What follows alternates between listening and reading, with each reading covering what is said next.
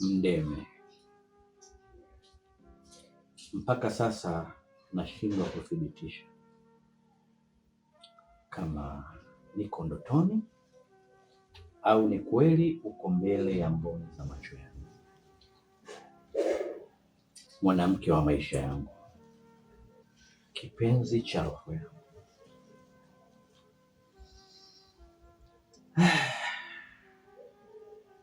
Nilijitahidi kukutafuta sana. Marafiki zako wakaniambia umeacha ile kazi, umerudi kupambania uhai wa dada yako. Lakini pamoja na kutokukuona, sijawahi kuacha kukupenda wala sijawahi kukusahau hata siku moja. Nilibaki kwenye matumaini kwamba ipo siku tutakuja kuonana tena. Naamini hiyo siku ni leo. Hindehi parakatahe sunchehe karichepachahe nehi rapsade.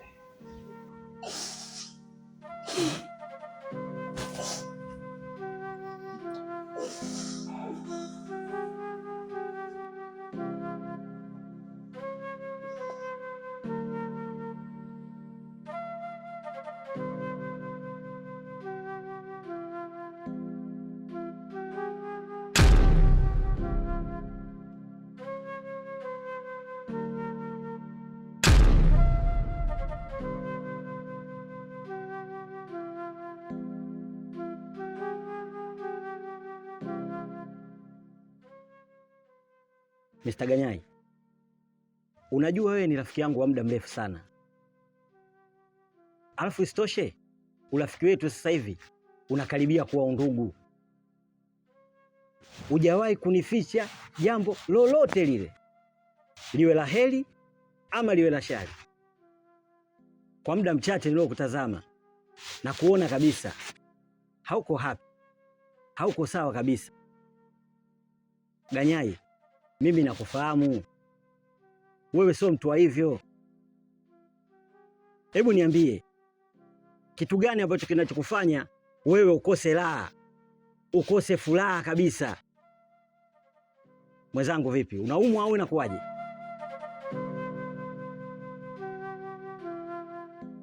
Mimi wala siumwi.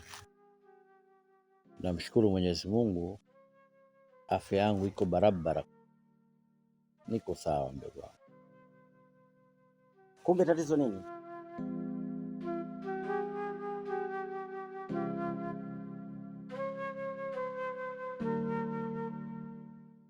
Unajua Dakota, wahenga hawakukosea waliposema mficha maradhi mauti huja kumuungua. Kweli siko sawa. Kuna jambo linanichanganya sana, linatesa akili yangu. Na jambo lenyewe sio jipya.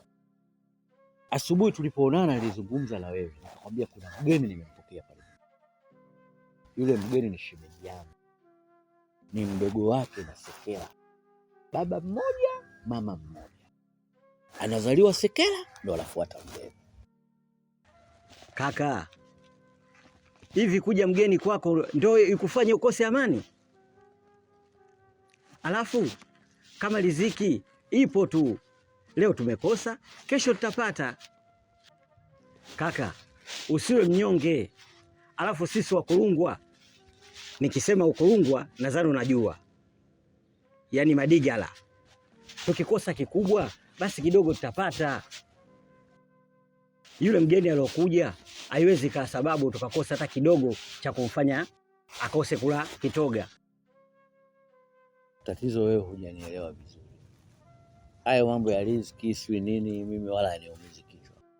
Kuna kitu kipo hapa. Hey mama, karibu. Asante. Karibu sana mama. Shikamoo mama. Marhaba. Shikamoo. Marhaba. Karibu sana. Asante. Karibu mama, ukae. Kuandalia chakula. Jafuata kula. Endeleeni kula tu. Nyesi wa shamba wa kula. Nyesi mnapenda kula na ndio maana mko hapa mmejikusanya. Endeleeni kula. Mimi nimefuata mwanangu hapa. Mwanangu yupo? Nitie, nataka niongee naye. Lakini mama Ganya hajarudi kwenye mihangaiko yake. Hajarudi Eh. Basi akirudi mwambie aje nyumbani. Bila kupoteza muda. Bila pointi kupoteza. Mwambie aje nyumbani namuita. Nyinyi endeleeni kula. Sawa mama, nitamwambia. Sawa. Lakini mama, naomba nikutambulishe mdogo wangu. Huyu mdogo wangu anaitwa Mdeme. Tulizaliwa wawili tu. Mimi akafuata yeye. Huyu ndo ambaye nimemwachia ziwa. Anaishi wapi? Alikuwa anaishi Morogoro. Kuna changamoto zimetokea. Kwa sasa tutakuwa naye hapa.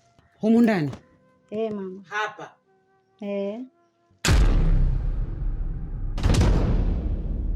Haina shida. Hayo si ya kufuata hayo kwamba eti kaja anakaa hapa anakaa wapi. Mtoto wangu akija mwambie namuita. Endelee kula. Mimi sio fala, sio mshamba wa kula. Si mnakula kuku? Endeleeni kula. Sasa kuna wakati tulikuwa tuna mradi wa gesi njia ya kusini. Kule ndiko nilikutana na ule shemeji yangu Mdeme. Na nilipokutana na ule binti tulizama kwenye dimbwi la mapenzi.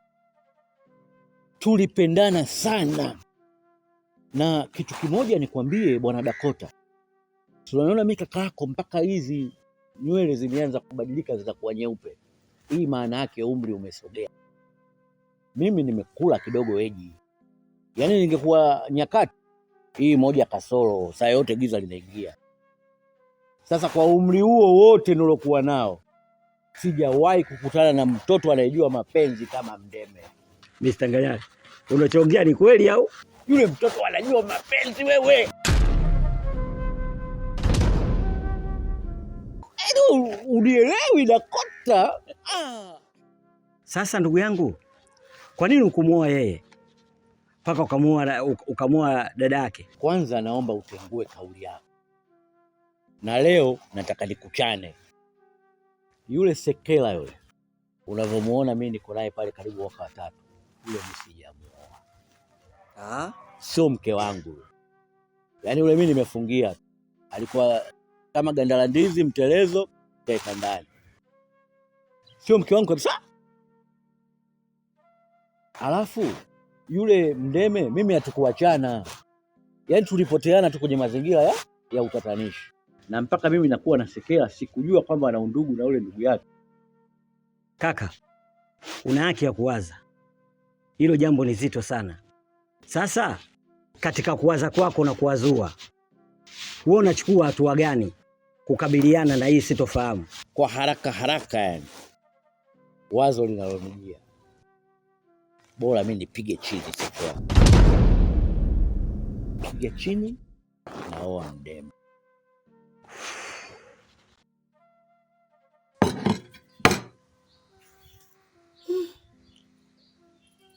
Dada, kuna usalama kweli hapa? Maana yule mama amekuja hapa ana hasira tena mbaya zaidi. Ulivyonitambulisha tu kwake, yani kazidi kukasirika. Hivyo ndivyo alivyo mama mkwe wangu. Yaani ana kisilani hatari. Kila nikijitahidi kuonyesha upendo, hata siku moja hajawahi kunipenda. Hapa najiuliza, hali ya kuwa hivi sijaolewa. Je, nikiolewa itakuwaje? Ila dada, pole sana. Una moyo wa chuma. Maana yule mama alipokuja, nywele zilisisimka, tumbo liliunguruma. Yaani ukuku nilimuona mchungu. Kaja na makasiriko. Mpaka nikaogopa. Mdeme mdogo wangu, usihofu. Yeye hana chochote anachoweza kukifanya. Hali ya kuwa baba mwenye nyumba karuhusu ukae hapa. Hata usijali. Relax. Hapana dada. Siwezi kurelax katika hali ile. Dada, sitaki kukatisha mahusiano yako kati ya wewe na mmeo au kukatisha mahusiano yako baina wewe na familia yake. Na kuomba dada, mimi ikiwezekana niondoke hapa. Mimi nitakaa tu sehemu yoyote, lakini sitaki nyumba yenu isiwe na amani. Unafika mbali sana mdogo wangu Mdeme. wewe ni mdogo wangu kipenzi, na kama unavyojua tumezaliwa wawili tu. Kama wewe kikukuta matatizo ndio umenikuta mimi. Sasa kama yakifikia hivyo, ni bora tukaondoka wote mdogo wangu. Dada, unasema maneno gani hayo jamani? Basi dadangu, nitakuwa pamoja na wewe. Nakuahidi. Kweli. Kama unanijali. Acha tuendelee kula. Wewe Ganyai, yani wewe nilipokwenda kutafuta wewe. Bwana wewe. Mbona umekuwa mbabaifu kiasi hicho? Unajua sikuelewi kabisa wewe Ganyai. Leo siku ya 3 hujafika nyumbani. Asubuhi nimekupigia simu uniletee losheni, umenigandisha tu, haujatokea. Saa hizi nakuona na nini kwato zako hapo unaenda nyumbani kwako. Nikuelewe vipi wewe? Nyamkumba, unajua kipenzi changu, unayozungumza yote ni haki yako na una haki ya kuyatamka, lakini mfumo unaotumia sio sahihi. Hivi ni vitu vya kuzungumza kwa utaratibu. Umeniita unabwata kuanzia huko, unataka kuwapa watu faida. Si uje uzungumze kwa sauti ya chini tu. Unampayukia nani sasa namna hiyo? Sikiliza wewe, niache niongee. Kama ungekuwa unayataka hayo, ungekuja nyumbani kwangu. Kwa hiyo wewe ulitaka nije nyumbani kwako mbele ya mkeo ndio nije niongee haya mambo? Maana yule mwanamke ndio unamuona mali, alafu mimi hapa kugandishwa tu nyumbani. Sasa hivi tena umetafuta na njia ya kupita yote hiyo kunikwepa mimi. Kwa sababu gani? Basi usifike huko. Mimi binafsi nimekuelewa. Lakini wahenga walisema muungwana anavuvukwa na taulo uchutama. Mimi leo kweli nimeteleza, nimekosea. Kwa hiyo nisamehe. Ila kesho mapema sana niko nyumbani kwako. Sitaki wewe ni muongo. Sitaki nakwambia Ganyai, usinione mimi mtoto mdogo, usinione mimi mtoto mdogo. Usinione mimi sina akili. Sitaki. Unajua Nyamkumba, mimi nafahamu kabisa kwamba unawaka na kupanic kwa sababu ya upendo wa dhati uliokuwa katika moyo wako juu yangu. Lakini mimi sijaacha kuja kwa makusudi. Leo mambo hayakwenda vizuri. Hivi hata ukinitizama mimi Ganyai, unioni kama nimenyongea kidogo? Yaani akili yangu yenyewe imechoka. Kila mpango nilopanga ukufanikiwa. Kwa hiyo nisamee kipenzi changu. Mambo yangu magumu. Umetaka lotion, sija hela lotion. Hela shilingi 10 sija, nakujaje kwako sasa? Aha. Kwa hiyo kama hauna hela ndio uwezi kuja nyumbani kwangu. Umenielewa? Sasa na hivi vingine ananitimizia nani? Atanitimizia nani? Ili usigombane na mimi, naomba ugeuze sasa hivi twende nyumbani. Ushanielewa? Naomba ugeuze sasa hivi twende nyumbani ukanitimizie. Hapa nilipo nina upwiru. Kichupa kishaja. Twende nyumbani ndio atakwisha. Nyamkumba. Ongea maneno hayo barabarani kabisa la. Twende nyumbani. Sasa nisikilize. Nimekuelewa sana. Ila hii siku ya leo hebu iache ipite. Kama nilivyokuambia, mimi kesho saa 11 alfajiri nakugongea dirishani kwako. Hivyo vitu mimi nakuja kuvima. Hivyo kichupa chako kitunze hivyo. Nakuja kukimaliza, sawa? Sasa sikiliza. Saa 11 hiyo unayosema nitakusubiri. Na ole wako usije. Na usipokuja, naanzaje kuacha kuja? Mimi mwenyewe nimekumisi. Basi kama umenimisi, ni chumu. Kuchumu? Hapa barabarani. Sasa kumbe unaogopa?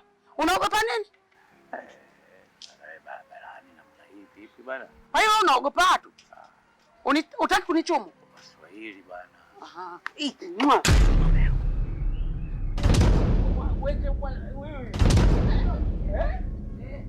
Wacha we.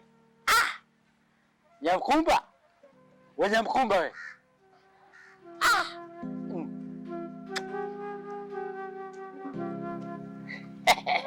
Umesema una nini? Una upwiru. Una upwiru? Nyamkumba, utafikiri umetoka jela.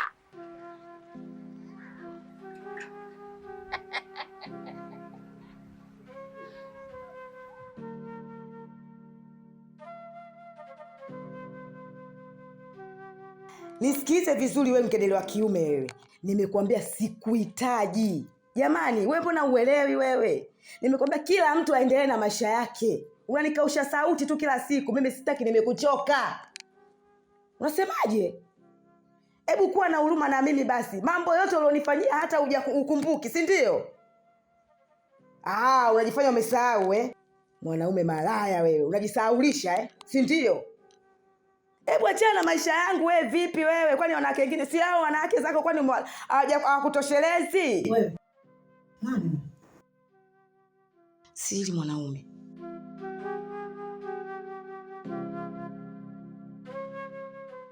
Nisikilize nikwambie wewe mwanaume. Mdogo wangu ameshakwambia hakutaki. Just move on. Huyu anakwaa hajaua. Yaani wewe mwanaume ueleweki. Mdogo wangu alikupenda. Ukamchanganya na mikulumbembe isiyoeleweka, mpumbavu wewe. Tena sasa nisikilize nikwambie. Kuanzia leo na kuendelea, umkome kama ulivyokoma ziwa la mamako mzazi kunyonya. Mbwa wewe. Amekata. Alafu wewe ulikuwa unamchekea huyu. Lakini dada, sio kwamba nilikuwa namchekea. Nilikuwa navumilia kwa sababu nampenda.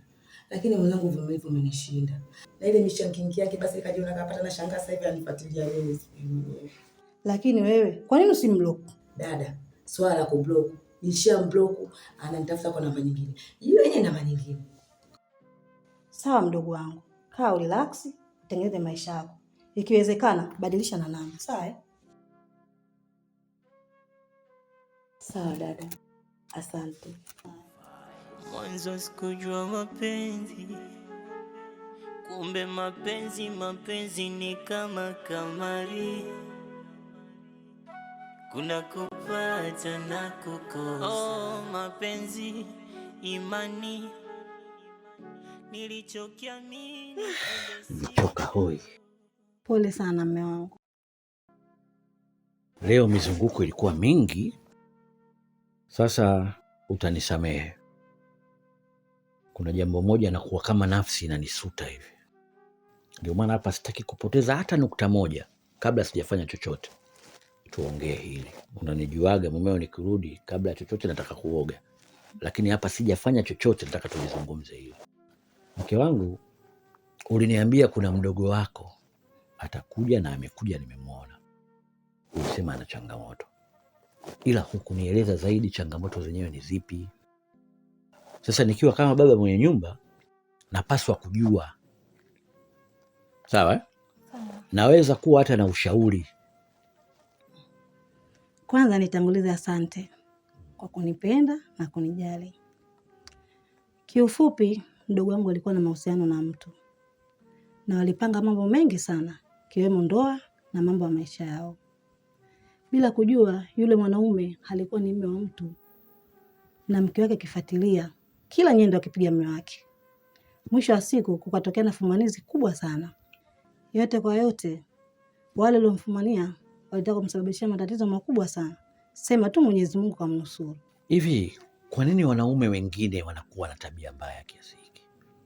Yeye anajijua kabisa ana mke wake wa ndoa. Sasa kitu gani kilichomfanya akatengeneze mahusiano na mwanamke mwingine? Unakwenda kuwachanganya. Unajua mdogo wako bado ni binti, ana ndoto zake. Aya, sasa kwa mfano, je, angemsababishia matatizo?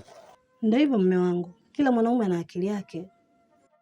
Yule mdogo wako mwambie atulie, apambane, atengeneze maisha yake. Yule binti ni mzuri. Mashallah. Basi mume wangu, ngoja nikakuandalie maji, uoge ule. Sawa, lakini naomba simu yangu pia uniwekee chaji.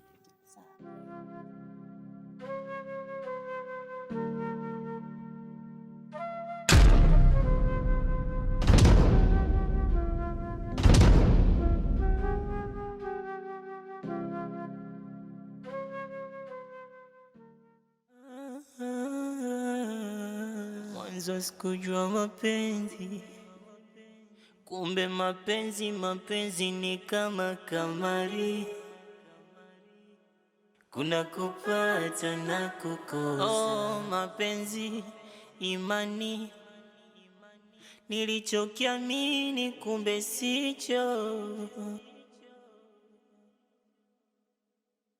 Nirizani najenga, kumbe nazidi bomoa. Nilijua nimepata, kumbe nimepatikana. Nilijua naimarisha pendo, kumbe nalitoa kafara. Nilijua napendezesha mjengo, kumbe ndo anaitoa sadaka.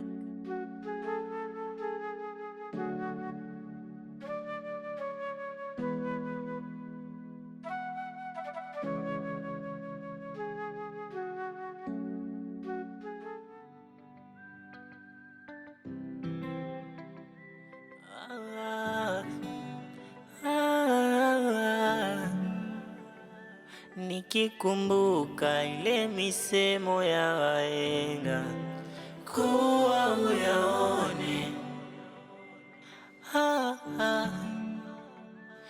mwenzenu raha nakosa, amani nakosa, vimetoweka.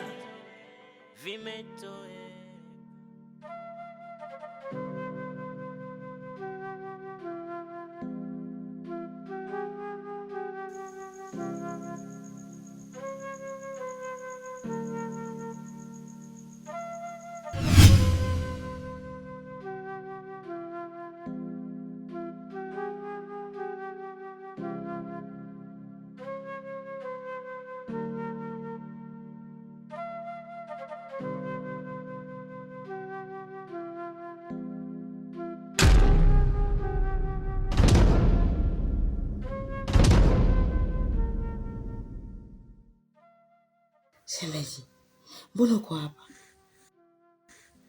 Halafu mkeo kule akiamka akija hapa. Ongea taratibu. Sauti saizi usiku inaenda mbali. Mimi niko hapa kwa sababu ya msukumo wa mapenzi. Yaani sijapata usingizi hata sekunde moja na kufikiria wewe. Na usiogope kuhusu dada yako. Yaani Sekela saizi anakoloma tu korr. Kalala fofofo. Lakini shemeji,